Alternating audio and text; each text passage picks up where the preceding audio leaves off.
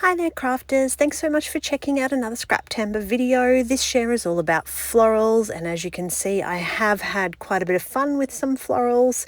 I recently watched the fabulous Mel Walkden create a fantastic background with some distress inks through a stencil, and I loved it so much that I wanted to scrap lift it for my own background. So this is a fun little technique, and I must apologize that my video cut out halfway through, but I'm going to show you that all I did was simply lay the stencil down, and then I used different distress inks, all in various shades, with my distress brush tool, and spread it through the stencil and blended those colors together.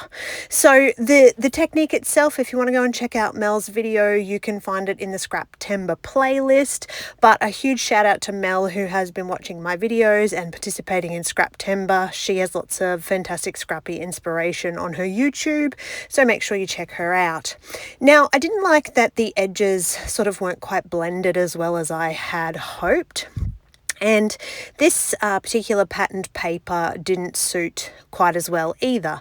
And so I used just neutral washi tape, and I'm splitting the circle that I cut. I liked it because it met the floral theme, but the circle wasn't going to work behind my photo. It was just slightly too small.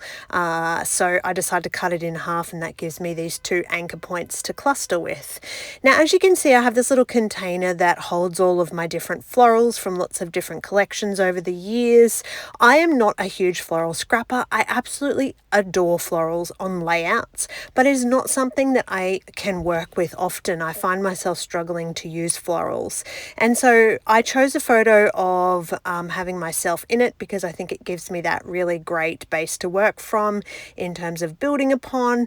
And I'm just going to create these two little cluster areas, so one in my bottom left near my photo, adding a little sort of thicker title, and then building that cluster in the top right as well. So this, I think, was quite an interesting background technique. I loved the floral and the stencil and the color, and then building upon that came out fantastic. So a really easy floral layout to put together. I love the result. I think it's fantastic to look at. One that I will hopefully create again next time I feel like my mojo's missing a little bit. So in the finishing stages, now that I've glued everything down, stuck my florals on, I've got my title, I'm simply going to embellish with a few little bits and pieces around the layout here. I had so much going on already that this is really just about tucking bits and pieces in behind, creating layers, making sure that most elements are sort of balanced, and enhancing with a few little stickers and bits and pieces from stash. So somewhere in most of my layouts you'll see this little cluster of words, the three words put together, which is sort of just a little bit descriptive about whatever the subject happens to be.